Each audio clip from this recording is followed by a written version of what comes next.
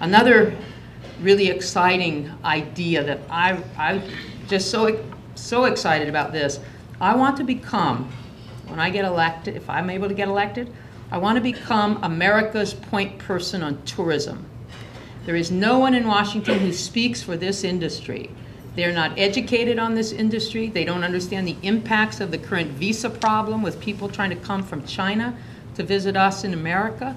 And I want to be the go-to person. I want everyone in Washington, everyone in media to know when there's any issue involving tourism, hey, go get Lingle. We need her to come on and tell us what this means for people in the industry.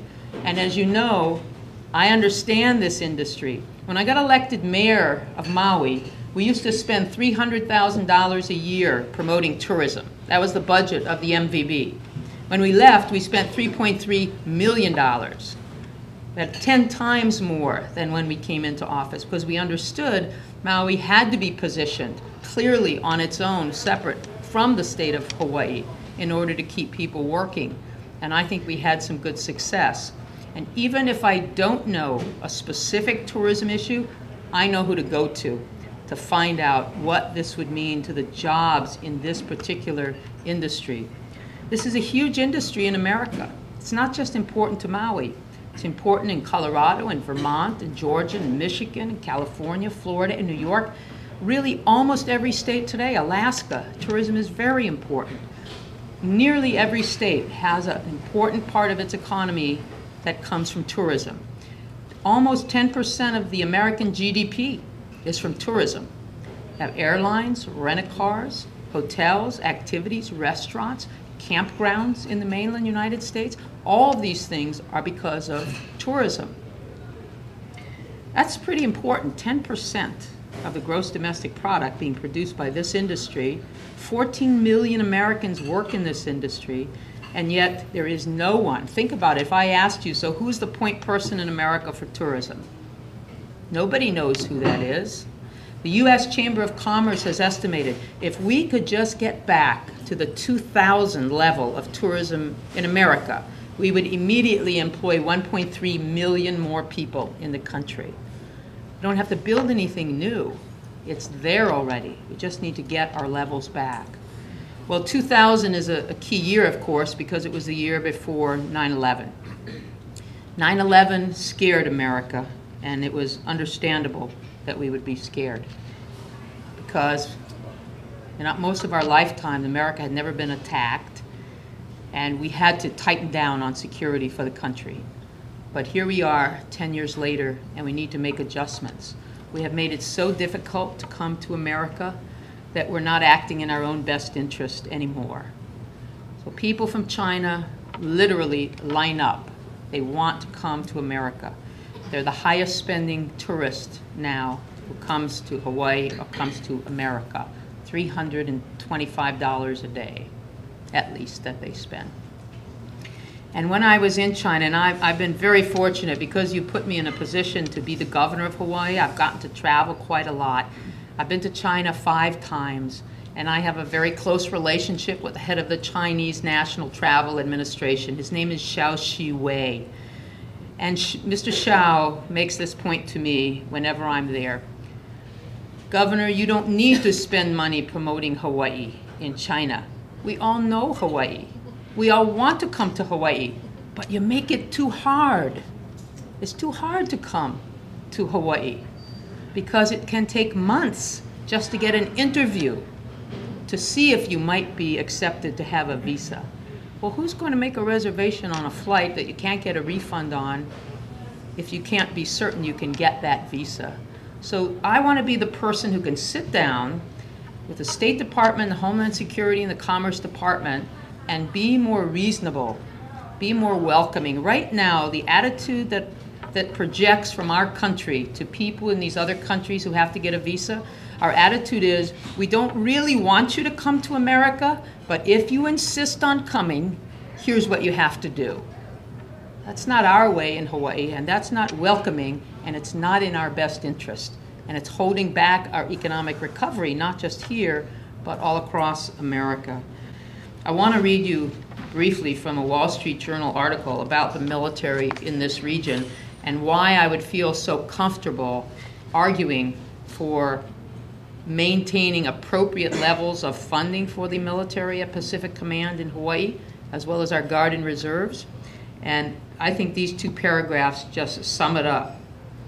They talked about how all the countries I mentioned earlier are increasing their spending on the military, and it says together, these efforts amount to a simultaneous buildup of advanced weaponry in the Asia-Pacific region on a scale and at a speed not seen since the Cold War arms race between America and the Soviet Union. And I didn't mention North Korea, of course, which can already reach Hawaii with its missiles. Then it goes on to say, in Washington, a new Pentagon National Military Strategy released earlier this year says that the U.S. strategic priorities and interests will increasingly be in the Asia-Pacific region. People who study these issues understand this is a critically important part of the world, and our economy here on Maui is positioned to benefit from this transformation and from the buildup by other countries in the region. So I think that's hope, a good reason to be optimistic in the future, but it also is going to take someone who can articulate well on these issues in Washington. Now, some of you may be sitting out there and thinking just about this time, well, yeah, but Dan Inouye can take care of all this. And certainly he has done an outstanding job of making certain that Hawaii got at least its fair share of federal funding, but he has also made the point through the years that his relationship with the Republican senator from Alaska, who, as you know, not long ago passed away, Ted Stevens. I've heard Senator Inouye make this point over and over in public. It was because of his relationship with a Republican senator that he was able to always make certain Hawaii got its fair share of funding and also got its issues addressed at the highest levels. But that relationship no longer exists. He was right to raise it as an issue to the citizens of Hawaii, because when one party's in power, and as you know, many people are predicting the Republicans may take control of the Congress, they may become the majority. If that's true, Senator Inouye is no longer the head of appropriations. We need someone on both sides. Previously, we had it by going to another state.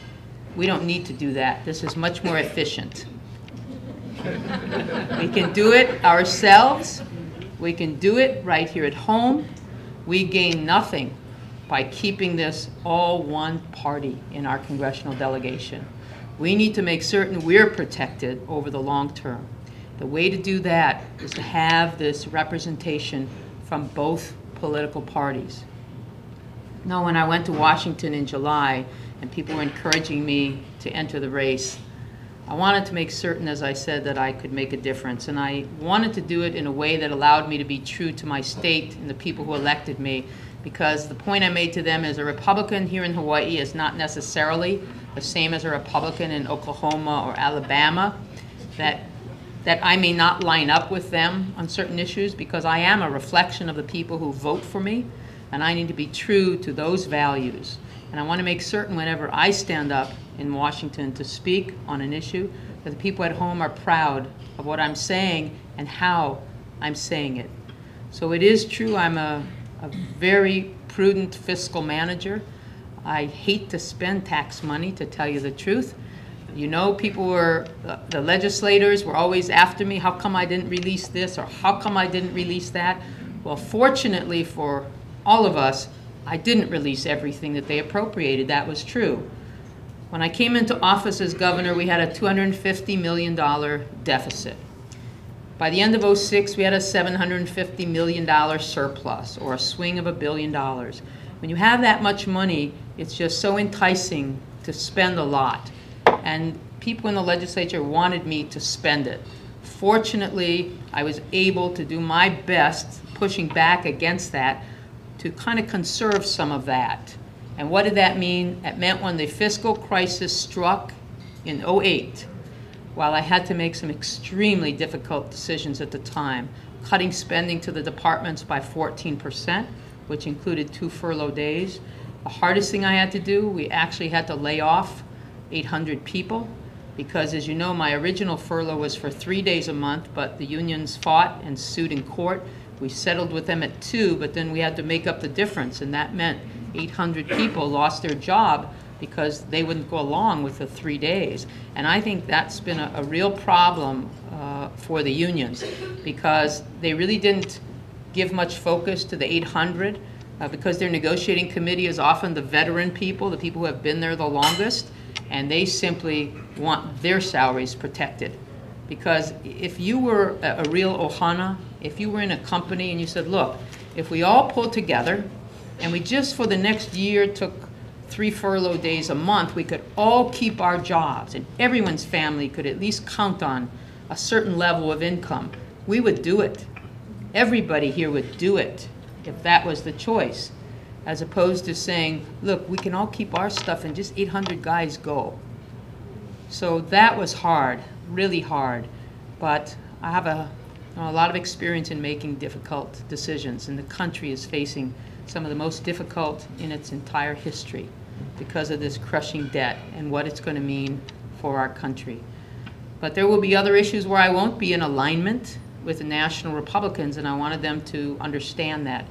I'm a person from a state that tends to vote very Democrat, and that means I have found myself as a mayor when most of the council members were Democrats, or I found myself as a governor when most legislators were Democrats. I was a Republican, so I had to find ways to compromise, and that's what these people in Washington have to accept. And it's true of both political parties. They've simply created a situation where nothing is getting done. They're not putting the country first. And I always ran on the prospect of, everybody knows I'm a Republican. I don't hide it. I was the state Republican Party chairman, so everyone knows that. But I never, ever put my party ahead of the people of the county or of the state. And I would never do it if I was a United States Senator. I'm fortunate that people know that about me because I've had such a long time in public office. Although you hear the other side trying to make that point, oh, don't elect me because I'll get there and be with all the Republicans and vote against the people of Hawaii.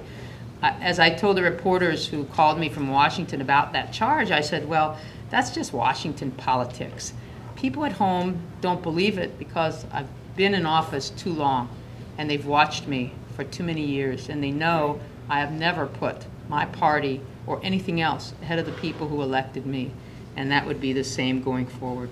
So I'm really excited about the race. I believe if I win, I could be an impact player for issues that are important to us, such as tourism, the technology that we have here, and I look forward to getting your support. We passed out some materials today. I hope you'll sign up to be part of our team as we go forward. We've got a year's worth of campaigning. Hope everybody's up for it. I really want you to join us in this effort. It's worth it. It can make a difference for Maui, for Hawaii, and for the country. Thank you very much for coming today.